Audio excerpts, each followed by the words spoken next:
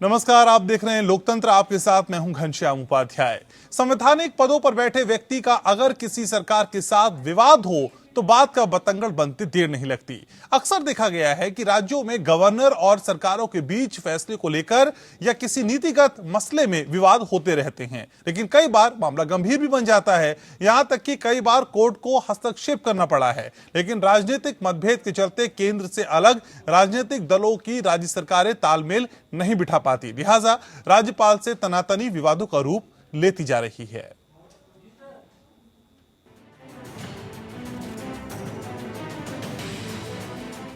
राज्यपालों और राज्य सरकारों के बीच विवाद नया मामला नहीं है। कभी राज्यपाल के बयान तो कभी उनके फैसले राजनीतिक टकराव के कारण बने हैं। राज्यपाल पद को संवैधानिक दर्जा हासिल है, उनके दायित्व और अधिकार क्षेत्र भी निर्धारित है, लेकिन अक्सर राज्य सरकार और राज्यपाल के बीच तकरार होती रहती है, जिससे राज्यपाल पद से जुड़े अधिकारियों की सीमा पर भी सवाल उठते रहे हैं। हाल ही में पश्चिम बंगाल के राज्यपाल जगदीप धनखड़ ने बयान जारी कर कहा कि राज्य में इमरजेंसी जैसे हालात हैं, जिससे ममता सरकार और राज्यपाल धनखड़ के बीच तनाव बढ़ गया है। छत्तीसगढ़ की राज्यपाल अनुसुईया उइके को भी राज्य सरकार ने विशेष विमान मुहैया नहीं कराया। ऐसा चौथी बार हुआ है। बीजेपी ने भी राज्यपाल को विमान नहीं दिए जाने की निंदा की है। महाराष्ट्र के राज्यपाल भगत सिंह कोश्यारी से भी राज्य सरकार के रिश्ते तल्ख हैं। पिछले साल नवंबर में महाराष्ट्र सरकार ने 12 एमएलसी के नामों को मंजूरी के लिए राज्यपाल भवन भेजा था, पर मंजूरी अभी तक नहीं मिली। अब ठाकरे सरकार ने इन पर कानूनी कदम उठाने की चेतावनी दे डाली है। वहीं महाराष्ट्र सरकार ने राज्यपाल भगत सिंह कोश्यारी को सरकारी विमान के इस्तेमाल की इजाजत नहीं दी, इस पर भी विवाद हुआ। अपनी ताकत का गलत इस्तेमाल किया जा रहा है, दुरुपयोग किया जा रहा है, कहना चाहिए। ये अच्छा नहीं है। इससे मर्यादाओं को भी चोट पहुंचती है और राज्यपाल कोई व्यक्ति नहीं होता, वो एक तरह से मुखिया है राज्य का, संवैधानिक मुखिया, राष्ट्रपति का प्रतिनिधि है। तो इन चीज़ों का सम्मान रखना चाहिए। देखिए, मैं ऐसा मानता हूँ कि बहुत ही बचकानी हरकत है और ये बहुत ही अहंकारी सरकार है। राज्यपाल जी का पद, इसमें कौन व्यक्ति होता है ये महत्व का नहीं होता, ये पद महत्व का। और हमारे संविधान में अगर आप देखें तो राज्य के प्रमुख राज्यपाल है और राज्यपाल मुख्यमंत्री और मंत्रियों को नियुक्त करते हैं, वे शपथ दिलाते हैं। राज्य सरकार और राज्यपाल के बीच टकराव की मुख्य वजह होती है राजनीति से प्रेरित होकर फैसले लेना। संविधान के अनुच्छेद 155 के अनुसार राज्यपाल की नियुक्ति राष्ट्रपति के द्वारा केंद्रीय मंत्रिमंडल की सिफारिश पर की जाती है। राज्यपाल केंद्र का प्रतिनिधित्व करता है, उस पर संविधान की रक्षा करने की जिम्मेदारी होती है, लेकिन राज्य अक्सर राज्यपाल को केंद्र का पक्षधर मानकर उसके साथ तालमेल नहीं बिठा पाते हैं। राज्यपाल का कार्यकाल पिछले 5 दशकों से सबसे ज्यादा विवादास्पद रहा है। ये विवाद सबसे पहले 1959 में केंद्र और राज्य सरकार के बीच राजनीतिक मतभेद की वजह से केरल के तत्कालीन गवर्नर द्वारा राज्य सरकार की बर्खास्तगी से शुरू हुआ था। इस विवाद ने 1967 में उत्तर भारत के राज्यों में कई गैर कांग्रेसी सरकारों के उभरने के बाद सबसे तनावपूर्ण रूप धारण किया। राज्यपाल की भूमिका और केंद्र राज्य संबंध पर समय समय पर सर्वोच्च न्यायालय ने भी कई व्यवस्थाएं दी हैं। 1989 में कर्नाटक की जनता दल सरकार को राज्यपाल ने बिना शक्ति परीक्षण का मौका दिए ही बर्खास्त कर राष्ट्रपति शासन की सिफारिश कर दी थी। इसी मामले में चर्चित एसआर बोमई केस में सर्वोच्च न्यायालय ने कहा था कि न्यायालय राज्य सरकार के बर्खास्तगी करने के कारणों की समीक्षा कर सकता है। सरकारी आयोग ने भी राज्यपाल की नियुक्ति में मुख्यमंत्रियों से सलाह लेकर बात कही थी। राज्यपाल के पक्षपाती रवैये पर केंद्र को अंकुश लगानी चाहिए। इसी तरह 1998 में उत्तर प्रदेश में कल्याण सिंह के नेतृत्व वाली सरकार को राज्यपाल रोमेश भंडारी ने बर्खास्त कर दिया था और जगदम्बिका पाल को मुख्यमंत्री बनाया गया, लेकिन इलाहाबाद हाईकोर्ट ने राज्यपाल के फैसले को असंवैधानिक करार दिया। 2005 में बिहार के राज्यपाल बूटा सिंह ने 22 मई 2005 की मध्यरात्रि को बिहार विधानसभा भंग कर दिया। बाद में सुप्रीम कोर्ट ने इस फैसले को असंवैधानिक बताया था। कर्नाटक में राज्यपाल के हस्तक्षेप का एक मामला 2009 में भी देखने को मिला था, जब यूपीए की सरकार में केंद्रीय मंत्री रह चुके हंसराज भारद्वाज को वहां का राज्यपाल नियुक्त कर दिया गया था। राज्यपाल ने सरकार पर विधानसभा में गलत तरीके से बहुमत हासिल करने का आरोप लगाया और उसे दोबारा साबित करने को कहा था। राज्यपाल और राज्य सरकारों के बीच हालिया तनाव को देखते हुए अब लगता है कि केंद्र और राज्य सरकारों को संवैधानिक मूल्यों के प्रति एक बार फिर से प्रतिबद्ध होना होगा और लोकतंत्र को सियासी हितों की वेदी पर बलि नहीं देनी होगी। Bureau report. तो प्रदेश सरकार और राज्यपाल के रिश्तों पर आज हम चर्चा करने की कोशिश कर रहे हैं और मेरे साथ बेहद खास मेहमान जुड़ रहे हैं। परिचय मैं आपको करा दूं, मेरे साथ शायना एनसी जुड़ रही हैं भारतीय जनता पार्टी से, वीके अग्निहोत्री जुड़ रहे हैं, संविधान विशेषज्ञ हैं, पीके मल्होत्रा साहब पूर्व विधि सचिव हैं, मेरे साथ जुड़ रहे हैं। आप सभी का स्वागत। सबसे पहले शायना एनसी आप ही के पास आना चाहूंगा। शायना जी, गैर एनडीए शासित राज्यों में सरकारों और राज्यपाल के बीच आखिर ये तनातनी की वजह क्या है? क्या केंद्र बतौर रिमोट कंट्रोल राज्यपाल को इस्तेमाल कर रहे हैं? क्या इस तरह की स्थिति के बाद ऐसी टकराव पैदा होता है? देखिए, सबसे पहले तो हमें ये समझना चाहिए कि हम कोई दखलंदाज नहीं करते हैं, यानी कि केंद्र। मेरी आवाज एको हो रही है? ऑडिबल है मैडम, सुन पा रहे हैं, ठीक कराते हैं। बोलिए, आप बोलिए। हेलो, शायना जी बोलिए। में ये जानने की आवश्यकता है कि राज्यपाल का जो पद है वो एक कॉन्स्टिट्यूशनल पद है। कोई साजिश या जो आप ये इस विवाद के माध्यम से करना चाहते हैं कि क्या राज्यपाल को एक बहुत ही बड़ी साजिश में हमने घेर लिया है, मुझे लगता है ये गलत होगा। बल्कि एमवीए की जो सरकार है, हमेशा उन्होंने ये देखा कि कोश्यारी जी को कैसे परेशान किया जाए। अभी एक सरकार जो बनी है, 3 पहिए जो बिल्कुल अलग अलग नजर से हम देख रहे हैं, तो मुझे लगता है कहीं ना कहीं कॉन्स्टिट्यूशनल प्रोविजंस जो एक राज्यपाल को मिला है, उनको अपने ढंग से काम करने दीजिए। आप जो दखल करना चाहते हैं, तो आदरणीय कोर्ट्स, आज हमारे पास एक सुप्रीम कोर्ट है जहां आप जाके पूछ सकते हैं जो आपको लगता है कि कुछ गलत हो रहा है। लेकिन कोई बेबुनियादी विवाद कि एक राज्यपाल कहां से कहां गए, कौन से क्लेम्स का इस्तेमाल किया गया, और उन्होंने पूरी सिफारिश के साथ साथ अपनी जो प्रतिक्रिया है स्पष्ट। लेकिन शायना जी, जहां जहां आपकी सरकार नहीं है वहीं पर ये टकराव क्यों होता है? हम बंगाल की बात करते हैं, हम महाराष्ट्र की बात करते हैं, हम छत्तीसगढ़ की बात करते हैं, हर तरफ से इसी तरह की तस्वीर क्यों आती है? ये आपका कहना है, हमारा ये पूछना है कि विपक्ष, मेरी आवाज बहुत एको हो रही है, इसके बावजूद मैं अच्छा, एको ठीक कराते, मैं अपनी बात पूरी करिए। जो अन्य प्रदेश में, वहां ही सवाल क्यों उठता है? बीजेपी राजित स्टेट्स में कोई प्रश्न चिन्ह नहीं उठा है अभी तक। तो ये विवाद जो बन रहा है वो किस नजर से आप पेश कर रहे हैं कि जैसे कि ये गलतियां केंद्र सरकार कर रही है, गलतियां शायद प्रदेश के सरकार भी कर रहे हैं। नहीं तो ऐसा हो सकता है ना शायना जी, प्रदेश में रहते हुए दिल केंद्र सरकार के लिए धड़कता हो, उस धड़कने की वजह से सारी चीजें खराब हो जाती हो, इसे हम ऐसे क्यों ना समझें? आपका काम है विश्लेषण करना, आप एक पत्रकार हो। हम जानते हैं कि कॉन्स्टिट्यूशनल प्रोविजंस दिया गया है, राज्यपाल एक नॉमिनेटेड हेड है, कॉन्स्टिट्यूशनल हेड है। कुछ गलत किया तो आदरणीय कोर्ट हैं, उनको बताने के लिए केंद्र सरकार का कोई लेना देना नहीं। ठीक है। जिन राज्यों का आपने सवाल उठाया वो सब विपक्षी राज है। ठीक है मैम, आप मेरे साथ रहिए। वीके अग्निहोत्री जी भी हैं, संविधान विशेषज्ञ हैं। अग्निहोत्री जी, असल में क्या संवैधानिक मूल्यों के प्रति ज्यादा प्रतिबद्ध होने की अब जरूरत आ गई है? आप इस तरह के टकराव को कैसे देखते हैं सर? नहीं, ऐसा है कि ये जो, कैन यू हियर मी? हाँ सर, सुन पा रहे हैं, आप बोलिए ना।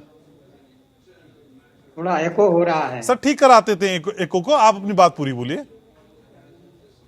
है कि ये जो पद है जो राज्यपाल का जी, इसके ये तो शुरू से ही थोड़ा इसके विषय में चर्चा रही है। और ये जो कॉन्स्टिट्यूएंट असेंबली है उसमें भी इस पर चर्चा हुई और ये भी विचार किया गया था क्या इलेक्ट होना चाहिए, जैसे प्रेसिडेंट को इलेक्ट किया जाता है, इनडायरेक्ट इलेक्शन हो चाहे, लेकिन वो आपके कॉन्स्टिट्यूएंट ने उसको सहमति नहीं दी बाद में। इसलिए जैसा कि कहा जा रहा है जी, ये प्रतिनिधि एक तरह से राष्ट्रपति के प्रतिनिधि, तो दो चीजें इसमें जरूरी है। एक तो राष्ट्रपति का प्रतिनिधि होने के कारण राज्यपाल को राष्ट्रपति की गरिमा के हिसाब से व्यवहार करना चाहिए। और दूसरी तरफ सरकारों को, आज की सरकारों को भी जी ये समझना चाहिए कि ये राष्ट्रपति के प्रतिनिधि, तो राष्ट्रपति के प्रतिनिधि कैसा बर्ताव होना चाहिए ये ध्यान में रहकर अपना काम करना चाहिए। ठीक है सर। पीके मल्होत्रा साहब भी जुड़े हैं। मल्होत्रा जी, क्या ये मान लिया जाए कि लोकतंत्र सियासी हितों के लिए कुर्बान हो रहा है? इस तरह की तस्वीर जब आप देखते हैं तो किस तरह की तस्वीर आप समझ पाते हैं? सर, आपका एनालिसिस क्या है? घनश्याम जी, आप बहुत ही महत्वपूर्ण मुद्दा आज उठा रहे हैं।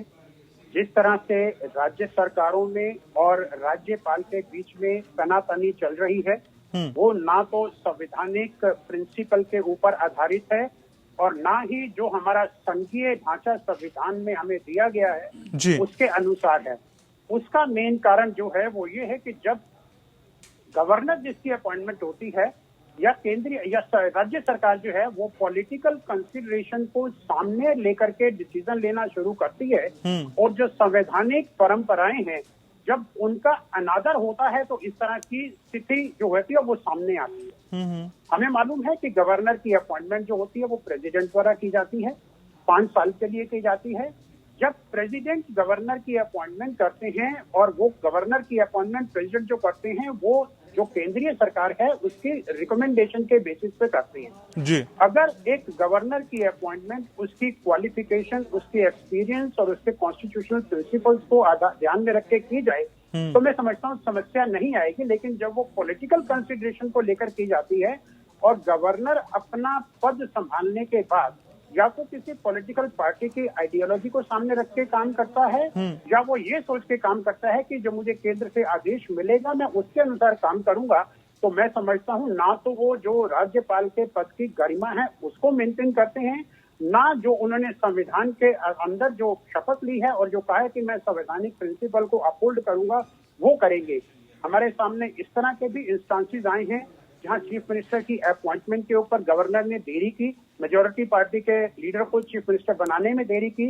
इस तरह के भी केसेस आए हैं जहां कानून लेजिस्लेटिव असेंबली ने पास कर दिया लेकिन उस पर गवर्नर ने अपनी असेंट पॉलिटिकल कारणों से नहीं दी। ऐसे भी आए हैं क्योंकि गवर्नर का काम है, जो स्टेट यूनिवर्सिटीज हैं वो गवर्नर उसके चांसलर होते हैं और वहां के जो वाइस चांसलर होते हैं उनकी अपॉइंटमेंट भी गवर्नर करते हैं।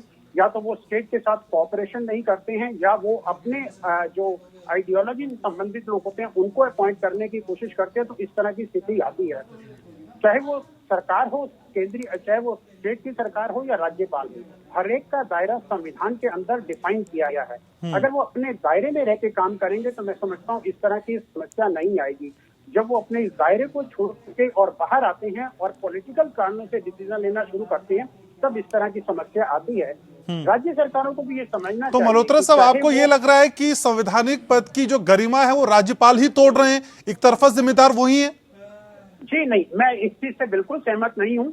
ये ताली कभी एक हाथ से नहीं बजती, ताली दोनों हाथों से बजती है। सरकार की ओर से भी, राज्य सरकारों की ओर से भी इस तरह की बातें कही जाती हैं जो गवर्नर समझते हैं कि यह कॉन्स्टिट्यूशन के हिसाब से वो नहीं है। तो राज्यपाल को पूरा अधिकार है कि वो अपने अधिकारों का इस्तेमाल करते हुए या तो राष्ट्रपति को रिक्वेस्ट भेजे या मुख्यमंत्री को बुला के उनसे विचार विमर्श करे। बहुत बार ऐसा होता है कि मुख्यमंत्रियों की भी अपेक्षा की जाती है कि संविधान के अंदर उनकी ये ड्यूटी बनती है कि वो राज्यपाल को जाकर बताएं कि उनकी सरकार क्या क्या कार्य कर रही है, क्या कार्य करने जा रही है और उनके ऊपर जो उनसे विचार विमर्श करे। बहुत सारे मुख्यमंत्री ये सोचकर कि ये तो प्रतिनिधि जो हैं वो केंद्रीय सरकार के प्रतिनिधि हैं, राष्ट्रपति के प्रतिनिधि हैं, तो जो विचार विमर्श होना चाहिए वो विचार विमर्श नहीं करते हैं। जी। और इसकी वजह से दोनों के बीच में जो है तनातनी आ जाती है। ठीक है सर। अगर संवैधानिक परिभाषाओं के बीच में रह के दोनों लोग अपना काम करें तो मुझे नहीं लगता कि कोई इस तरह की दुविधा आएगी। लेकिन जब पॉलिटिकल कारणों से इस तरह के डिसीजन लिए जाते हैं तो हम अपनी संवैधानिक प्रक्रिया को एक ताक पे रख देते हैं और संविधान का कहीं ना कहीं अवहेलना होती जी। लेकिन सर वो थिन लाइन कौन सी होगी जहां से ये राज्यपाल भी समझे कि मुझे इसको वायोलेशन नहीं करना है, सरकारें समझ जाएं कि हमें इससे आगे नहीं बढ़ना है? सर उस थिन लाइन को कैसे मेंटेन किया जाएगा? देखिए घनश्याम जी, ये संविधान के अंदर बिल्कुल क्लियरली लेट डाउन है और उसके बाद बहुत सारी सुप्रीम कोर्ट की जजमेंट हैं जिनके अंदर ये बताया गया कि गवर्नर की पावर कैसे एक्सरसाइज होनी है। तो मैंने अभी एक एग्जांपल किया, मान लीजिए चुनाव के बाद में मुख्यमंत्री का निर्वाचन होना है, अगर एक पार्टी को मेजोरिटी है तो गवर्नर को कोई दिक्कत नहीं है, मेजोरिटी पार्टी का लीडर को मुख्यमंत्री की शपथ दे दी जाती है। समस्या वहां आती है जब किसी पार्टी को मेजोरिटी नहीं मिलती, उस केस में गवर्नर अपनी पावर को कैसे एक्सरसाइज करेगा, ये सुप्रीम कोर्ट के डिसीजन के अंदर, मुंबई के डिसीजन में और बाकी डिसीजन में भी ले डाउन किया गया है। जब उन डिसीजन को इग्नोर करके गवर्नर देरी करते हैं और सरकार की नियुक्ति नहीं करते हैं या मुख्यमंत्री की शपथ नहीं दिलाते हैं उस कानून के हिसाब से, और खरीद फरोख्त का मामला शुरू हो जाता है, तो इस तरह की जो है दुविधा आती है। लेजिस्लेटिव असेंबली ने एक बिल पास कर दिया और अगर गवर्नर नहीं चाहते या मान लीजिए केंद्रीय सरकार के कहने पर वो उसको रोक लेते हैं, तो ये एक संवैधानिक व्यवस्था के अनुरूप नहीं है, उसको डिले नहीं करना चाहिए। या तो वो असेंबली को वापस भेजे रिकंसिडरेशन के लिए, और अगर उसको राष्ट्रपति को कंसिडरेशन के लिए या कंकरेंस के लिए भेजना है तो उसमें देरी नहीं होनी चाहिए और वो एक रीजनेबल टाइम के अंदर भेज देना चाहिए। बहुत सारे ऐसे भी इंस्टांसेस आए हैं जहां बिल पास होने के बाद ना तो उसको प्रेसिडेंट को भेजा गया कंकरेंस के लिए और ना ही उस पर अपनी सहमति दी गई। जब इस तरह की सिचुएशन आती है तो राज्य सरकार में और गवर्नर के बीच में तनातनी की बात आ जाती है, जो एक डेमोक्रेसी के लिए, एक हमारी जैसी डेमोक्रेसी के लिए अच्छी बात नहीं। लेकिन सर, इस तरह की बयानबाजी जो अक्सर ये बताए कि प्रदेश में लॉ एंड ऑर्डर खराब है, प्रदेश में हालात इमरजेंसी जैसे हो गए हैं, प्रदेश नंबर 1 था वो नंबर 0 पे पहुंच गया है, सर इस तरह की बयानबाजी क्या एक संवैधानिक पद पे बैठे हुए राज्यपाल को देना सही है? क्या वो इस पद के अनुसार इस तरह की बयानबाजी कर सकते हैं? घनश्याम जी, राज्यपाल के पद की अपनी एक गरिमा है, वो हेड ऑफ द स्टेट है, उसके पास सारी एग्जीक्यूटिव पावर वेस्ट करती है और उसको पार्टी पॉलिटिक्स के ऊपर होना चाहिए। उसको इस तरह की स्टेटमेंट पब्लिक में नहीं देनी चाहिए और ये मेरे विचार नहीं है। इसके लिए एक एडमिनिस्ट्रेटिव रिफॉर्म कमीशन था 1968 का, उसने भी अपने विचार दिए। एक राजा मनार कमेटी थी 1969 में, उसके विचार भी इसके ऊपर हैं। एक गवर्नेंस की कमेटी है, उसके बाद एक बेंगलोर का सेमिनार हुआ 1983 में और उसके बाद सरकारिया कमीशन ने भी अपनी रिपोर्ट दी है।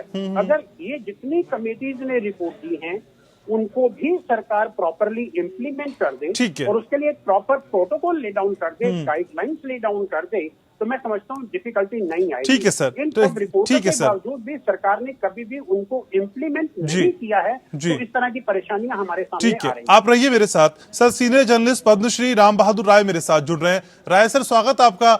सर, इस तरह की स्थिति पे आपका आकलन क्या है? आखिर ऐसी कौन सी बड़ी वजह है, कौन सी वो ग्रे सिचुएशन है जिसकी वजह से गैर एनडीए शासित सरकारों में राज्यों और मुख्यमंत्रियों के बीच में या फिर राज्यपालों और सरकारों के बीच में बनती नहीं दिखाई देती?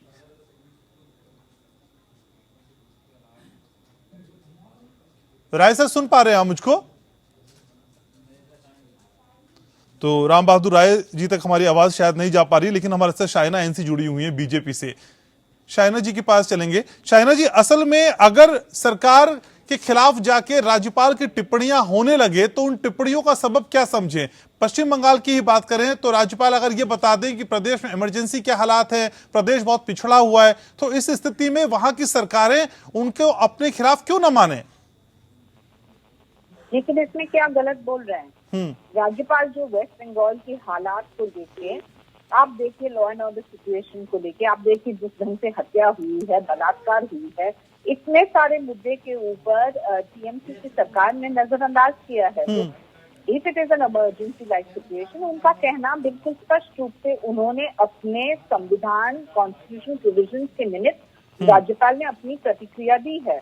मैं जरूर कहना चाहती हूँ कोश्यारी जी को लेके, क्योंकि आज ये हमारा प्रदेश में जो एक वातावरण बना है कि एमएलसी को वो नई सैंक्शन कर रहे हैं, तो आप जाइए ना कोर्ट, आपको जो लगता है। मैडम, मैं ये कह रहा हूँ ना, अगर राज्यपाल साहब को लग रहा है कि प्रदेश में हालत खराब है और बिल्कुल लॉ एंड ऑर्डर ध्वस्त हो गया है, प्रदेश पिछड़ रहा है, तो वो सेंटर को रिपोर्ट करे, बनिस्पत इसके कि वो मीडिया में बयानबाजी करे। क्या ये अवॉइडेबल सिचुएशन नहीं है? क्या इससे बचा नहीं जा सकता?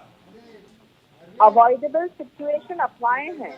जो आज कोश्यारी जी एक वैलिडिटी फंक्शन के लिए जा रहे थे देहरादून, इतना बड़ा बवाल और इसमें नीचे स्तर की राजनीति उनके प्रवास को लेके, क्या ये आपको शोभा देती है?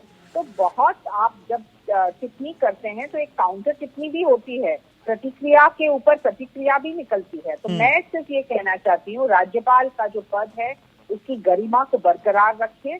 जो आपको कोई लगता है कि कोई अन्याय हो रहा है तो आदरणीय कोर्ट में आप जा सकते हैं।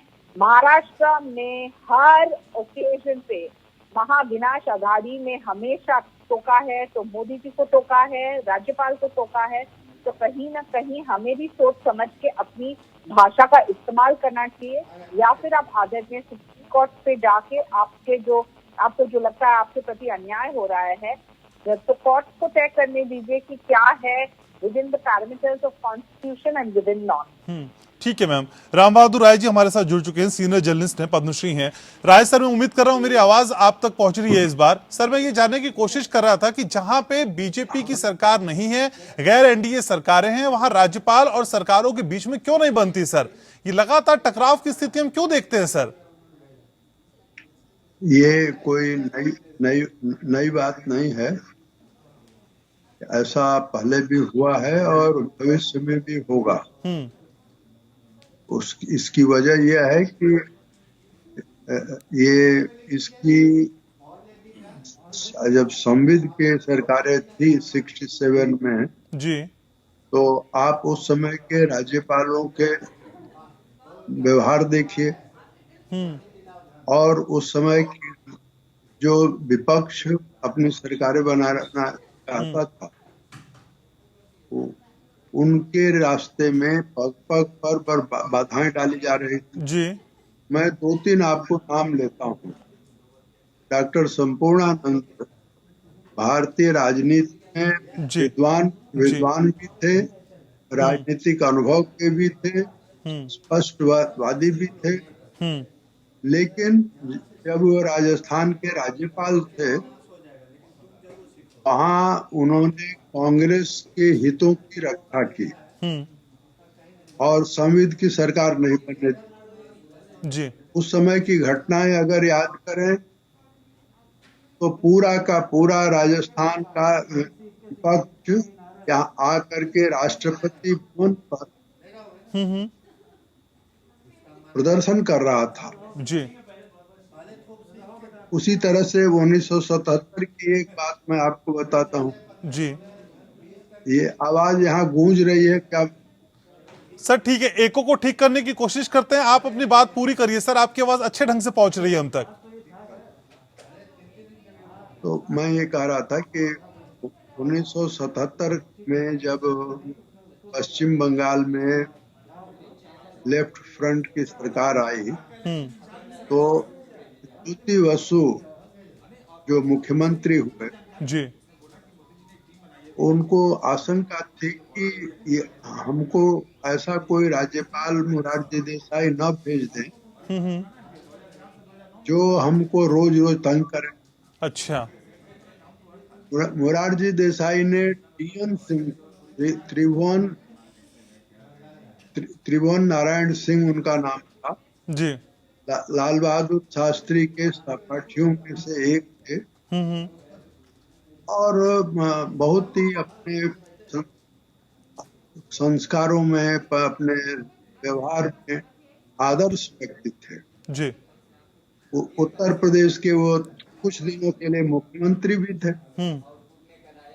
त्रिभुवन नारायण सिंह जब वहां गए तो वाम मोर्चे की सरकार को ये लग रहा था कि आदमी रोजमर्रा के हमारे कामों में हस्तक्षेप करेगा, लेकिन कुछ सालों के अनुभव के बाद वाम मोर्चे की सरकार को ये लगा कि ये आदर्श राज्यपाल हैं और इसलिए जब वाम मोर्चे की सरकार वहां का कार्यकाल समाप्त हुआ तो फिर उनको कोशिश की कि वही राज्यपाल बनना है। तो ये ऐसे भी उदाहरण। अब अगर आज की परिस्थिति में विचार करें जी, तो आज के जो राष्ट्रपति हैं रामनाथ कोविंद जी, वो बिहार में राज्यपाल थे और उनका और नीतीश की सरकार के साथ जो संबंध था वो एक आदर्श संबंध।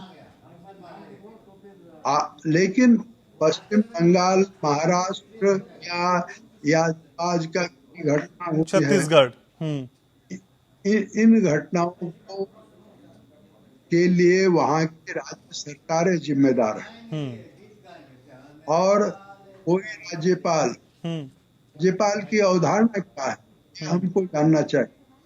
ठीक है। संविधान सभा में इस बात पर बड़ी बहस हुई कि राज्यपाल पद होना चाहिए या नहीं होना चाहिए। संविधान सर काफी अहम जानकारियां आप दे रहे हैं सर, कई अहम जानकारियां आपसे मिल पा रही हैं। आप मेरे साथ रहिए सर, कुछ जानकारियां और मैं आपसे लूंगा। इस बीच हमारे साथ वीके अग्निहोत्री भी जुड़े हुए हैं, संविधान विशेषज्ञ हैं। तो अग्निहोत्री जी, वो लक्ष्मण रेखा तय कौन करेगा जिसे ना राज्य सरकारें पार करें और ना ही राज्यपाल पार करे? ये तय कैसे होगी? नहीं, ऐसा है कि इन विषयों में चाहे वो न्यायपालिका हो, चाहे वो आपका असेंबली हो, लेजिस्लेचर हो, या पार्लियामेंट हो, या एग्जीक्यूटिव हेड्स हो जी, लक्ष्मण रेखा उनको अपने मुंह ही काम करना चाहिए। इसको कोई बाहर से आके का अनुपालन कराने के लिए कोई संविधान में हमारे कोई नहीं है, प्रोविजन नहीं है। तो ऐसे लोगों को, जैसा कि अन्य लोगों ने भी कहा, अगर सही तरह के लोग राज्य बनाए जाएंगे तो फिर वो सही काम करेंगे, वो अपने लक्ष्मण रेखा में रहेंगे जी। तो एक तरफ से अगर लक्ष्मण रेखा रहे, अनुपालन न हो तो कंट्रोल में किया जा सकता है। जी ठीक है सर, तो लक्ष्मण रेखा को पालन करना होगा। अग्निहोत्री जी बहुत शुक्रिया आपका, लेकिन सभी खास मेहमान बाकी मेरे साथ बने हुए हैं। एक ब्रेक के लिए हमको रुकना होगा। ब्रेक के बाद जब लौटेंगे तो हम कांग्रेस की प्रवक्ता से भी बात करने की कोशिश करेंगे और ये जानने की कोशिश करेंगे। तो आज लोकतंत्र में हम बात कर रहे हैं राज्यपाल की, उनके अधिकारों की, उनके दायित्व की और साथ ही साथ उस तकरार की भी जो गैर एनडीए शासित प्रदेश में हम देखने को मिल रही है, और उसी पर हम चर्चा कर रहे हैं। सभी खास मेहमान लगातार हमारे साथ बने हुए हैं। तो शाइना एनसी हमारे साथ बीजेपी से। तो शाइना जी, वो बीच का रास्ता, वो मिडिल पाथ, वो मिडिल ब्रिज कौन सा होगा जब इस तरह के मनमुटाव को असल में दूर किया जा सकता है और ये इल्जाम ना लगते रहे कि राज्यपाल केंद्र के लिए बैटिंग करते हैं। लेकिन आज हम बात कर रहे हैं असल में उन राज्यपालों की जहां प्रदेश सरकार के साथ उनकी तनातनी है, टकराव की स्थिति है, चाहे भगत सिंह कोश्यारी हो, चाहे अनुसुईया जी हो, चाहे वो जगदीप धनखड़ हो, जो समय समय पर पश्चिम बंगाल के खिलाफ बयान देते रहे या फिर प्रदेश सरकार के खिलाफ बयान देते रहे और ये बताते रहे कि प्रदेश की स्थिति असल में क्या है। और पीके मल्होत्रा साहब पूर्व विधि सचिव हमारे साथ जुड़े हुए हैं। तो मल्होत्रा साहब, क्या ये वक्त आ गया है कि असल में जब संवैधानिक पद पर बैठे राज्यपाल के दायित्वों और अधिकारों की सीमा की तो हम बात करें ही, लेकिन उसकी समीक्षा भी होनी चाहिए? लक्ष्मण रेखा की तो मैं ये बहुत क्लियर कर देना चाहता हूँ, ये कहना कि आज की तारीख में लक्ष्मण रेखा नहीं है, ये गलत होगा। कारण कि संविधान के अंदर ही गवर्नर को किन किन कार्यों में किस तरह कार्य करने का अधिकार है और राज्य सरकारों को किस तरह करना है, ये ऑलरेडी हमारे संविधान में प्रोविजन है। लेकिन जब उसका अनुपालन नहीं होता है तो इस तरह की स्थिति हमारे सामने आती है। अगर ये अपना अनुपालन करें, और जो मैंने बताया कि कुछ एक कमेटीज ने अपनी रिपोर्ट समय समय पर दी है, उसको अगर सरकार उसका एक प्रोटोकॉल बना करके, स्टैंडर्ड ऑपरेटिंग प्रोसीजर बना करके सभी राज्यपालों के और राज्य के जो सरकारें हैं उनके अनुपालन के लिए उसको भेज देती हैं, तो मैं समझता हूँ एक जो सेंस ऑफ डिसिप्लिन आना चाहिए वो आएगा। ये अभी तक इसलिए लैग करता है कि जैसा मैंने पहले भी कहा कि गवर्नर जो है वो जब पॉलिटिकल कंसिडरेशन के ऊपर अपॉइंट होते हैं और उनको अगर कोई मैंडेट है या वो ये चाहते हैं कि जो सरकार की केंद्रीय सरकार की पॉलिसीज हमको आगे लेके जाना है या उनको हमें लागू करना है, तो कहीं ना कहीं वो टकराव की भावना आ जाती है। लेकिन अगर वो इंडिपेंडेंटली अपनी ड्यूटीज को डिस्चार्ज करना शुरू कर देंगे और केंद्र की पॉलिसी से गाइड नहीं होंगे, तो मैं समझता हूँ एक बात देखिए, इसमें कोई दो राय नहीं है। जो भी पॉलिटिकल पार्टी आएगी वो ऐसे ही व्यक्ति को गवर्नर बनाएगी जो उनकी आइडियोलॉजी को आगे बढ़ाएगा। आइडियोलॉजी को आगे बढ़ाना एक बात है, लेकिन संवैधानिक के जो परिधान है, संविधान की जो पैरामीटर्स हैं, जो सीमाएं हैं, अगर उसके अंदर लेके गवर्नर जो है कार्य करेंगे और अपने आप को पॉलिटिकल कंसिडरेशन के बाहर लेकर के आएंगे, तो मैं समझता हूँ इस प्रकार की दुविधा नहीं आएगी। दुविधा तभी आती है जब वो अपने, जिस तरह की आपने भी अपने बात में इसका जिक्र किया कि वो क्या करते हैं कि जैसे एक पब्लिक स्टेटमेंट देते हैं कि स्टेट के अंदर लॉ एंड ऑर्डर की सिचुएशन ठीक नहीं है।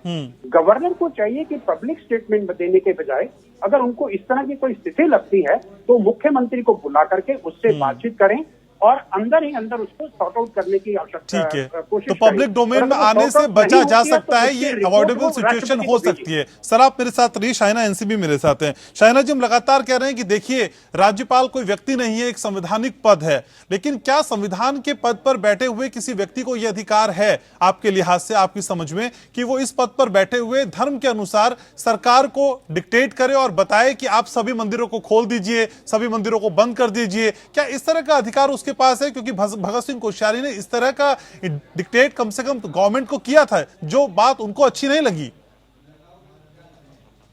देखिए, गवर्नर का पद कॉन्स्टिट्यूशनल है, ये हम सब जानते हैं, लेकिन जो उनके पावर्स को लेके आप सवाल या प्रश्न चिन्ह खड़ा करते हैं तो आदरणीय सुप्रीम कोर्ट के पास भी ये प्रावधान है कि वो दखल करें जो कोई केंद्र और प्रदेश के बीच में गवर्नर को लेके कोई सवाल उठता है। लेकिन आर्टिकल 153 ऑफ कॉन्स्टिट्यूशन क्या कहता है कि एक प्रदेश में एक गवर्नर और उनके प्रति आदर सम्मान के साथ वो एग्जीक्यूटिव पावर्स, जहां वो तय कर सकते हैं कि कोई परिस्थिति में जब लेजिस्लेचर नहीं चलता या जब कोई सवाल उठता है तो उनके पास भी ये प्रावधान है as governor of the state to interject.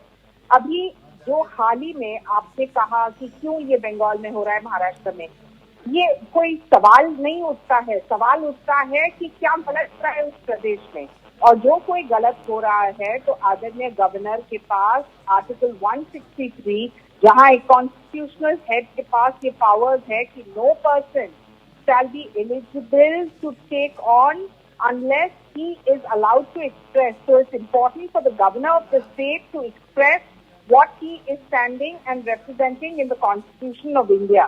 So governor हो, लेफ्टिनेंट गवर्नर हो, एक संविधान के निमित्त एक बहुत ही महत्वपूर्ण पद है जिसकी गरिमा अब बार बार ऐसे छोटे छोटे मुद्दे पे टोकम टाक करके टोक करके आप उनको मुझे लगता है असम्मानित कर रहे हैं।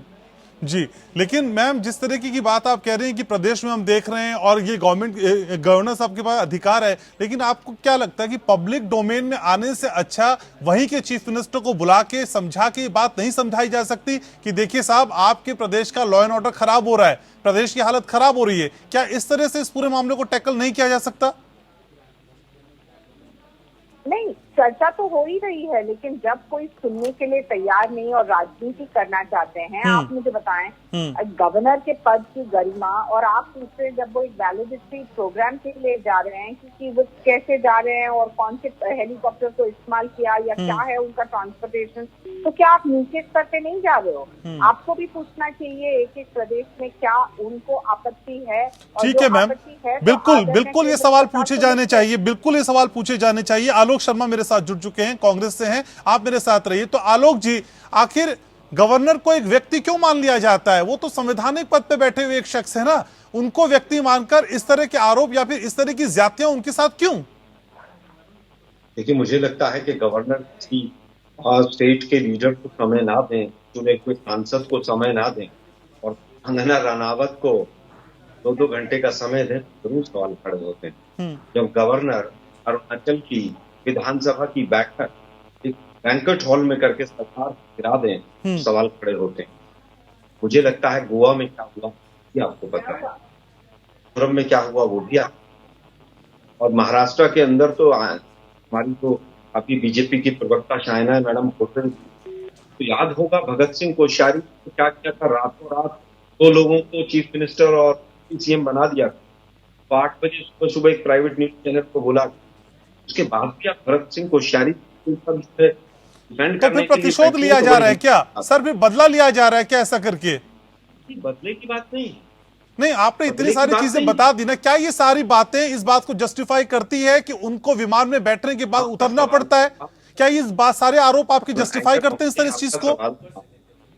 एंकर महोदय, आपका सवाल था कि आपने ऐसा गवर्नर क्या कोई क्यों कर रहा, मैंने कहा जब गवर्नर अपने को लांघकर और आरक्षण के एजेंडे पर काम करते हैं, एसआर बोमई केस के बाद बहुत सी चीजें क्लियर हो गई। फ्लोर ऑफ द हाउस ऐसा होना चाहिए, तमाम उसके अंदर पैरामीटर ऐसा है।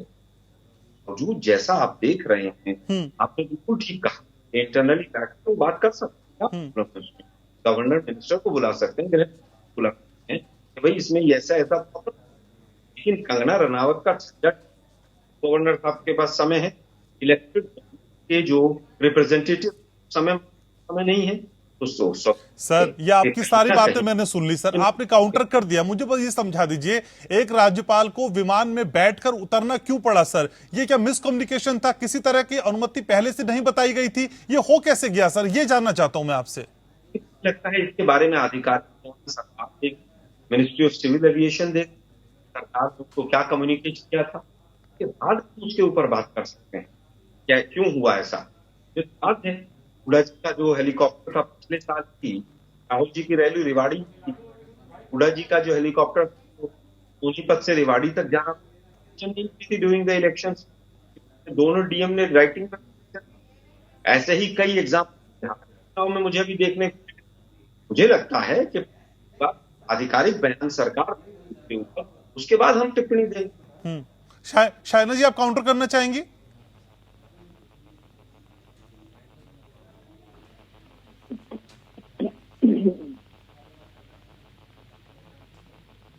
शायना जी आप बोलना चाहेंगे कुछ?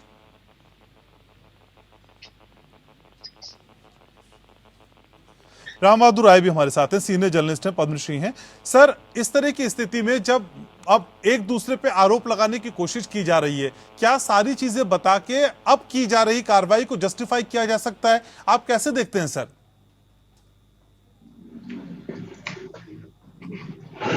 ये दरअसल न तो संवैधानिक प्रश्न है और न ही राज्यपाल की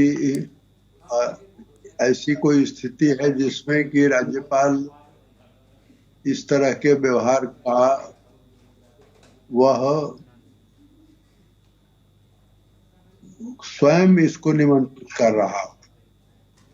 प्रश्न दूसरा है जी कि क्या राज्य और मुख्यमंत्री ये जानते हैं कि राज्यपाल के साथ क्या किस तरह का संबंध हमको रखना चाहिए। राज्यपाल और मुख्यमंत्री का जो संबंध है वो संवैधानिक संबंध है और उसी का एक पक्ष है कि व्यवहारिक आप अपने व्यवहार में एक दूसरे के साथ कैसा रिश्ता रखते हैं। लेकिन राजनीतिक कारणों से ये दरार आई है, ये संबंधों में खटास आई है और इस तरह की दुर्घटनाएं भी हो रही। ये पूर्व विधि सचिव ने अनेक सिफारिशों का उल्लेख किया, वे अपनी जगह सही है जी। और मैं इससे आपसे कहना चाहता हूं कि जो कोश्यारी हो या जगदीप धनखड़ हो, इनको अगर कोई व्यक्ति मिले और उनसे 5 मिनट भी बात कर ले तो आप समझ जाएंगे कि किस तरह के व्यक्ति हैं। अच्छा। जगदीप धनखड़ अच्छे वकील रहे हैं, अब वो राष्ट्रीय मोर्चा की जब सरकार थी तो लोकसभा के सदस्य थे, यानी राजनीतिक अनुभव भी है उनको और संविधान के वो मर्मज्ञ हैं। पश्चिम बंगाल में जब उनको भेजा गया तो ये उम्मीद की जाती थी कि ममता बनर्जी उनके साथ एक मधुर संबंध रखेंगे और इस तरह से कोई संकट नहीं आएगा। लेकिन अगर मुख्यमंत्री ये तय कर ले कि नहीं, उसका हर कार्य जो है वो पार्टी के चुनाव परिणाम के से जुड़ा रहेगा, तो इस तरह की खटास तो आनी ही आनी है। जी। चाहे वो उद्धव ठाकरे का मामला हो या ममता बनर्जी का मामला हो, ये दोनों अपने व्यवहार से राज्यपाल को दरअसल कटघरे में खड़ा करने की कोशिश कर रहे हैं। और आप इनसे पहले केसरीनाथ त्रिपाठी वहां थे, पश्चिम बंगाल के गवर्नर। केसरीनाथ जी भी बड़े वकील थे, विधानसभा के अध्यक्ष रहे हुए थे, और उन्होंने समय समय पर पश्चिम बंगाल की सरकार की कमियों को भी, जो राज्यपाल का काम है, ठीक सर, उन्होंने उनकी कमियों को दिखाया और सलाह दी कि आप यहाँ सुधार करिए, यहाँ कानून व्यवस्था सुधारिए, अपने अफसरों को ठीक करिए। यही ठीक है। तो जो मौजूदा स्थिति टकराव की देख पा रहे हैं, उसका आप सटीक विश्लेषण कर रहे हैं सर। आप मेरे साथ रहिए, पीके मल्होत्रा जी भी हैं। तो मल्होत्रा साहब, एक या दो बार विवाद होना, मतभेद होना समझ में आता है, लेकिन मतभेद की स्थिति जब मनभेद में बदल जाए तो लोकतंत्र की सेहत के लिए कितना हानिकारक है? घनश्याम जी, समस्या इस बात की नहीं है कि जो व्यक्ति पद के ऊपर बैठा हुआ है वो उसके योग्य है कि नहीं है। माननीय राम बहादुर राय जी ने बहुत अच्छी बात कही कि जो व्यक्ति गवर्नर नियुक्त किए गए हैं वो बहुत ही क्वालिफाइड हैं, अच्छे हैं, कानून के ज्ञाता भी हैं और राजनीति में भी अच्छी अपनी पकड़ रखते हैं। समस्या तब आती है जब उनकी कार्यशैली ऐसी हो जाती है, चाहे वो गवर्नर हो या स्टेट के चीफ मिनिस्टर हो, जब उनकी कार्यशैली जो है वो राजनीतिक कारणों से प्रभावित हो जाती है, तब इस तरह की समस्या आती है। ये जिस तरह का हादसा महाराष्ट्र में हुआ, मैं समझता हूँ ये जो गवर्नर का पद है उसकी अवमानना है, ना कि व्यक्ति की अवमानना है, और इस तरह की अवमानना नहीं होनी चाहिए थी। चाहे वो मुख्यमंत्री हो, चाहे वो राज्यपाल हो, उनको जो राजनीतिक मुद्दे हैं उनसे अलग रह करके जो राजधर्म है उसका पालन करना चाहिए, और राजधर्म के लिए जो उनके लिए संविधान के अंदर जो उनकी सीमाएं तय की गई हैं उन सीमाओं के अंदर रह के करें। और गवर्नर्स का क्या स्थिति है, उनको किस तरह कार्य करना है, इसके लिए समय समय पर इवन राष्ट्रपति महोदय स्वयं जो है, एक उनकी गवर्नर्स की एनुअल कॉन्फ्रेंस उनके यहाँ होती है जहाँ सभी गवर्नर आते हैं, राष्ट्रपति के साथ उनका वार्तालाप होता है जिसमें किस तरह की पॉलिसीज आगे बढ़ाई जाए, गवर्नर एक जैसे डिसीजन लें और संविधान के अनुरूप कार्य करें, इसके बारे में बातचीत होती है और सरकार के प्रतिनिधि भी वहां उपस्थित रहते हैं। मेरा सिर्फ इतना कहना है कि जब आप पॉलिटिकल आर्ग्यूमेंट्स को या पॉलिटिकल डिसीजंस को, कंसीडरेशन को सामने रख के डिसीजन लेते हैं तो समस्या आते हैं। अगर आप उनको एक तरफ रख करके एक इंडिपेंडेंट व्यक्ति की तरह अपनी नॉलेज का प्रयोग करेंगे और संविधान के हिसाब से डिसीजन लेंगे तो इस तरह की जो कंफ्रंटेशन की स्थिति आई है उसको अवॉइड किया जा सकता है। ठीक है, आलोक जी भी मेरे साथ है। आलोक जी, असल में भगत सिंह कोश्यारी को लेके तो आपने बहुत सारी बातें बताई कि देखिए कंगना रनौत को समय दे दिया, जितने भी काउंटर आपके पास है, लेकिन सर छत्तीसगढ़ में अनुसुईया उइके को भी विमान नहीं मिला। सर वहां पे किस तरह की दलील कांग्रेस के पास है? देखिए, मुझे लगता है कि राज्यपाल को विमान मिले ना मिले वो इस वजह से नहीं मिला, मेरे पास उसकी इंफॉर्मेशन नहीं, लेकिन इस वजह से कि वो आज केंद्र में बीजेपी की सरकार है इसलिए विमान नहीं मिले, मुझे नहीं लगता। क्या कभी विमान नहीं मिले? आलोक जी, एक बार, दो बार, तीन बार हो सकता है ना, लेकिन चार बार अनुसुईया उइके के साथ ऐसा ही होता है, उनको विमान नहीं दिया जाता। आप चाहें तो मैं आपको घटनाएं भी बता दूं। देखिए, मुझे लगता है कि ऐसा हुआ है, इसमें पहले भी अपने विमान दे सकता, हेलीकॉप्टर भी दे सकता है, फोर्सेस के भी हैं, लेकिन मेरे पास उसकी ऑथेंटिक जानकारी नहीं है किस कारण से कब नहीं किया गया। जहां तक बात है कि मधुर संबंध होने चाहिए और तमाम चीजें होनी चाहिए, इसमें कोई दिक्कत नहीं, लेकिन जब गवर्नर ही मतभेद के साथ जाकर अपने पद पर बैठेगा तो मतभेद होना इम्पोर्टेंट। जब अब वहां पर अपने पद की अवमानना करने तरह से आतुर रहेगा, गवर्नर साहब का पद और 2 बजे रात को गृह मंत्रालय से ऑर्डर मानेगा, स्वाभाविक है कि अवमानना करने के लिए वो कहीं ना कहीं तैयार रहना पड़ेगा।